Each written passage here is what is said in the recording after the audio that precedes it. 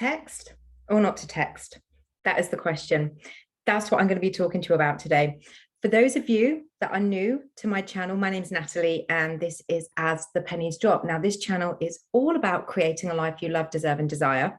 I am a conscious manifestation coach and a neurotransformation therapy practitioner, and I offer a variety of one-on-one and group coaching solutions to guide you into releasing those limiting beliefs, those blocks, those disempowering beliefs that are holding you back from creating the life that you desire and stopping you from getting your manifestations. And I also guide you into being able to get your desires as well. So if you are in need of any further guidance and you need a bit more than what the YouTube videos are offering you, then click on the link and get in touch. All my services are on the website, or you can just email me directly at natalie@asthepenniesdrop.com. Okay, this is the question. There are so many conflicting opinions about, do you text? Don't you text? And I'm going to keep this video really, really short. I promise, really, really short. I know my last few videos have been quite long. Okay, whether you do or don't text is dependent on what your assumption is. So if you have an assumption that you shouldn't text and you are manifesting them to text you, or you want them to chase you or pursue you, then that's your assumption. Therefore, do not worry about texting. Do the work, manifest them texting you, get them to pursue you. Simple. If you have a belief, like I do, where I'll text, even if they've told me they don't want to hear from me, you know, I'll do the work, I'll do the affirmations, I'll tell the story about what it is I'm desiring. And when I feel ready to take inspired action, I'll send a message. I don't have an attachment to the outcome. And because I don't have an attachment to the outcome, it doesn't matter what response I get.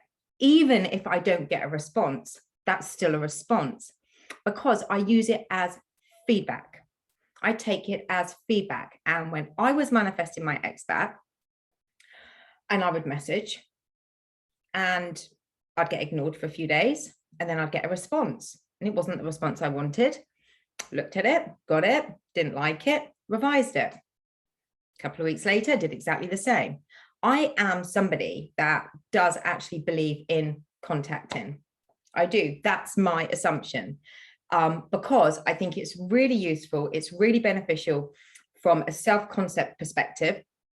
And also, if you're wanting to get a specific person or an ex back, then you can just use it as feedback. Now, that is my assumption. If you have an assumption that you messaging is bad for any reason, because they've said they don't want to hear from you again, or you messaging them is not good because they'll see you as being needy and desperate, or you message them because you really, really, really, really, really need to hear them say that they still love you, or they miss you, or they want you. If you have a desired kind of, you have an attachment to sending that message, you might be in for a bit of a big fat failure, and you might not be able to cope with a response. So you want to think about what your assumption is about whether you should or shouldn't text. It's your individual choice. It's your own choice based on what your assumption is. If I had an assumption that me texting my ex back was going to cause me major upsets. I mean, I did get a bit upset, obviously, if I didn't get the message I wanted, but I still took it as feedback. But if it was going to cause me like distress, like really bad distress, like horrendous distress, then I wouldn't do it. I wouldn't do it. So you have to really come from an individual point of view when it comes to whether you do or don't text. There is no right or wrong way. It's all based on an assumption. Whatever your assumption is, I personally, my assumption is take it as feedback. And when I was manifesting my ex back, and I would text him, and and then I would get ignored for a few days, and then I might get a response and it would be what I wanted, and then I'd be a little bit upset, and I would carry on doing my affirmations and doing my intentions, and then maybe a couple of weeks later I might try again, or it might be a message that I send, like an email or something, and I might get ignored for a few days. And that, again, that's an assumption, being ignored, but I didn't have any expectation. So I might have just had a delayed response, let's say. I would then, when I would get the response, I would see it as positive feedback, no matter what the response said. I'll be like, yeah, they're contacting me because they can't stop thinking about me. So I always revised whatever it was that I received anyway, and I took it as feedback. But like I said, if you think that it's right for you to not text, then don't text and manifest them texting you. If you think that you texting them when they've said they don't want to hear from you again is wrong, then manifest them texting you and contacting you and missing you like crazy. If you think messaging them is going to make you come across as looking desperate or needy or psycho, whatever it is your thought is, then ask yourself, is it worth doing it? Because you don't want to put yourself in the firing line to something that you're not going to be able to cope with.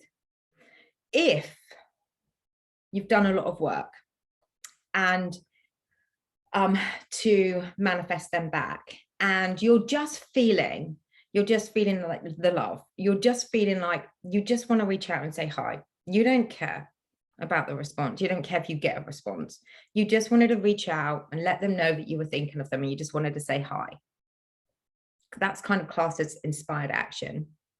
When you get that feeling of you just feel like it's the right time to do it, then do it.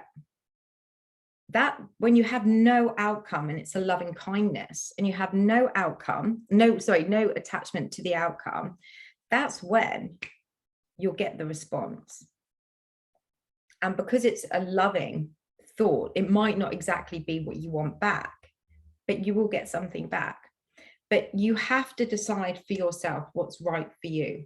So you don't have to listen to people that say, don't text, don't text, don't text, don't text. You have to do what's right for you. I did what's right for me. And for me, it was reaching out every so often. And what I found was when I was doing that, it went from, I don't want to hear from you again, to a few weeks later, they actually picked up the phone. And whereas before they not picked up the phone, and then they'd responded a little bit quicker the next time. And then, so I just took it as feedback. And in between the times I wasn't messaging, I continued to tell the story of what I wanted. So remember, you don't want to put yourself in the firing line to get even more hurt. If you're hurting and you're in that real space of lack and missing and desperation, my advice would be, don't message.